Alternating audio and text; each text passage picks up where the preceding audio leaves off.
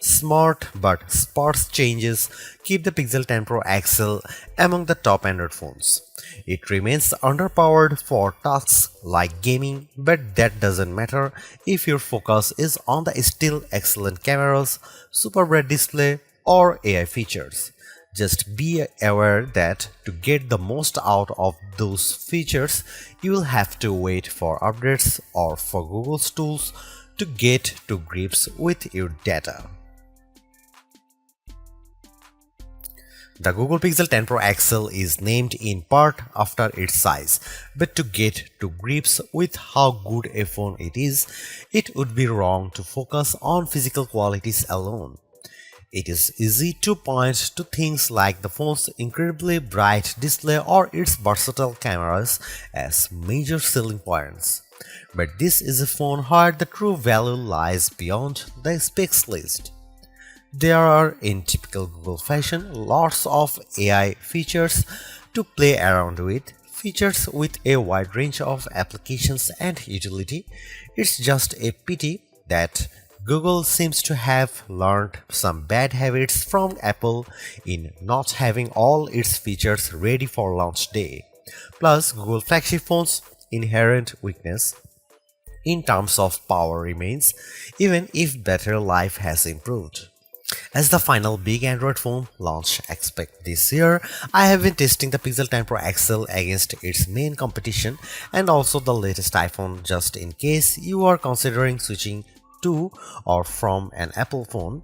It's resulted in some of the most interesting phone comparisons of 2025 and I am thrilled to be able to take you through them. Pre-orders are up for the Pixel 10 Pro XL and its siblings until retail launch day August 28. If and when you decide to buy the Pixel 10 Pro XL, it will cost $1199. That's technically more expensive than the Pixel 9 Pro XL from last year, but what's actually happened is that Pixel dropped the 128GB model. It's a shame that you can't get a cheaper extra large Pixel now, but it's not strictly a price hike. If storage matters to you, you can spec 512GB or 1TB for $1,319 and $1,549 respectively. But increasing the storage locks off certain color options. Only Obsidian Black offers all three options, while Jade Green is only available in the basic 256GB. There are no big changes from last year in terms of overall shape or materials. Google is still using matte textured toughened glass on the back, Gorilla Glass Victus 2 on the front and shiny aluminum sides holding them together. There is still a reliable IP68 dust and water resistance rating too. There are alterations to be found if you look closer. Google made the phone's rear G logo metallic, slimmed and bezel around the rear camera bar, moved the SIM card tray to the top of the phone and added a second speaker opening to the bottom. But the only real difference is the overall width. The size change results in a larger display and a total weight that's about 5% heavier than the Pixel 9 Pro XL. That gives the Pixel 10 Pro XL the status of the heaviest of the main flagship phones on sale today, although only by a few fractions of an ounce. One other changes that applies only in US Pixel 10s is the removal of physical SIM support. It's eSIM only for American customers, while the rest of the world can still plug in their nano SIM card. Your four color choices for the Pixel 10 Pro XL are Moonstone Blue Gray, Jade Green, Porcelain White or Obsidian Black. It's a reasonable amount of choice, but the Pixel 10 base model has the most eye-catching hues in the family. The 6.8-inch 120Hz refresh rate adaptive display on the Pixel 10 Pro XL is slightly larger than the Pixel 9 Pro XLs, but still a little smaller than the equivalent Samsung or Apple models. But the size difference is offset by the Super Actua screen's incredible brightness. Google Pixel 10 Pro XL can reach 2555 peak brightness, where Samsung Galaxy S25 Ultra can reach 1860. And iPhone 16 Pro Max can reach 1553. The results above show just how intense the screen brightness on the Pixel 10 Pro XL can be, even compared to last year's Pixel 9 Pro XL.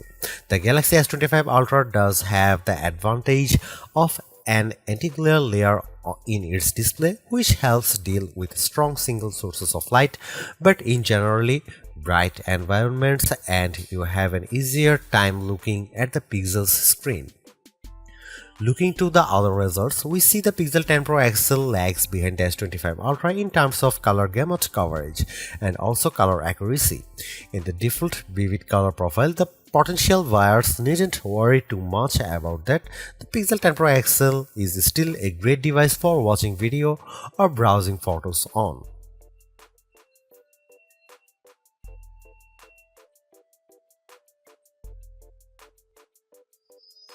You might be surprised to hear that the Pixel 10 Pro XL's camera are identical to the Pixel 9 Pro XL's, at least on paper. The 50 megapixel main, 48 megapixel ultra wide, 48 megapixel 5x telephoto and 42 megapixel selfie cameras are unchanged from the 2024 model, as all the upgrades are located on the softer side. Here we can see some camera samples of the Google Pixel 10 Pro XL. Let's kick off the comparisons with main camera shot of a cottage.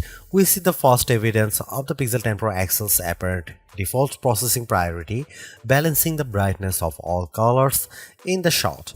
This is perhaps why the Pixel's shot is much warmer, with the Galaxy S25 Ultra's image being cooler and brighter.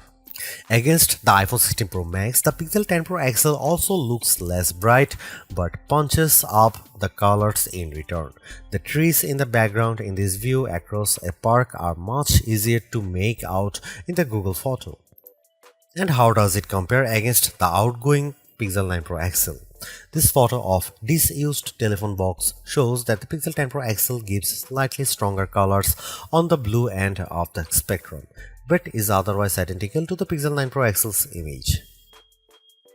In the night mode, with our subject being mini bottle of Henderson's relish, we see the Pixel 10 Pro XL struggle to capture the light compared to the Galaxy S25 Ultra, but the Pixel does have less of a red color caused by the curtains in the room than the S25 Ultra, which could be an advantage in some cases. Switching to the ultra-wide cameras and looking over a small stream in a wood, the Pixel's image pales compared to the S25 Ultra's far brighter shot. This is likely as a result of the Pixel's relatively small sensor not capturing as much light and the post-processing not being able to do enough to compensate. Macro mode also uses the ultra-wide sensor, comparing to the Pixel's effort against of the iPhone 16 Pro Max of a pink flower. The Pixel's shot is darker, again likely because of its small sensor, but the image still has good contrast as we can still make out the detail in the flower's center. The final rear camera on the Pixel we need to look at is the 5x telephoto camera, which I pointed at a breeze over a lake. The Pixel has tried to balance the mix of light and shade in the shot, resulting in an apparent lack of color compared to the S25 Ultra, while the Samsung's shot's richer color of the water is appealing. The breeze is blown out in return. The Pixel 10 Pro XL's telephoto camera offers up to 100x max magnification for the first time, except with the power of ProRes zoom. Images at the level are still legible, albeit potentially inaccurate, but let's start at a less extreme 50x. Zooming in on a milestone's curved lettering, it's already obvious that the Galaxy shot is noisier than the Pixel's, but based on my own observation, the Pixel has over-smoothed the stone, removing some of the texture in an effort to clean up the shot.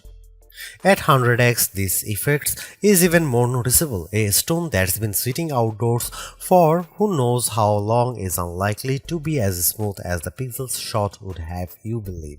But in terms of legibility, while both photos still show the lettering clearly, the Pixel shows them in crisper detail. When exporting the images, the Pixel 10 Pro XL conveniently gives you both your original ProRes zoom shot and the processed version, along some interesting comparisons. For instance, we have here a church window about 1000 feet away from where I was standing as I took the photo. It's an impressively sharp shot, but the pixels processing system seemed to have read the stone bars between the glass as wood, adding a vertical grain effect. While the detail of the brickwork has been impressively recovered, it shows a big limitation of these generative detail enhancing tools. It shows you what's likely to be there rather than what truly is there. Google enhanced some of the camera's associated features, such as making best take active automatically with enough photos and offering 50 megapixel resolution for portrait modes.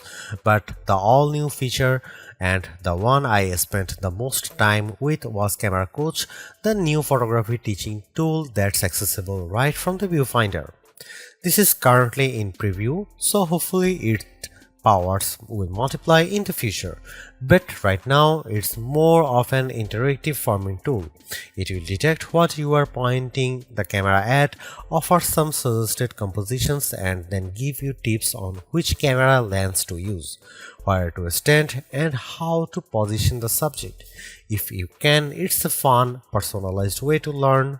But there are so many more tools in the Pixel 10 Pro XL's toolbox. I hope more options or perhaps an advanced mode appear in future to help guide users to try even more, like switching between vertical and horizontal shots, setting a manual focus, or adjusting exposure.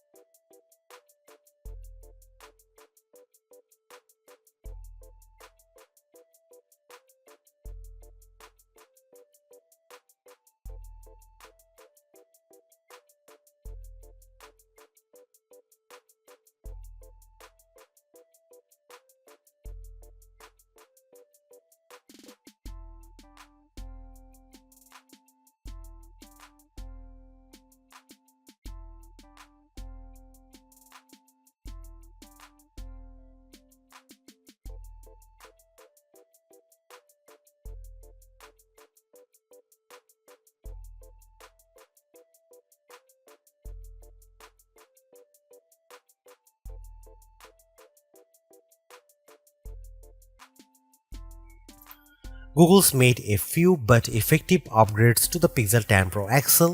It's a masterclass in efficiency, changing and improving just enough to stay amongst the top of the pack in the most areas.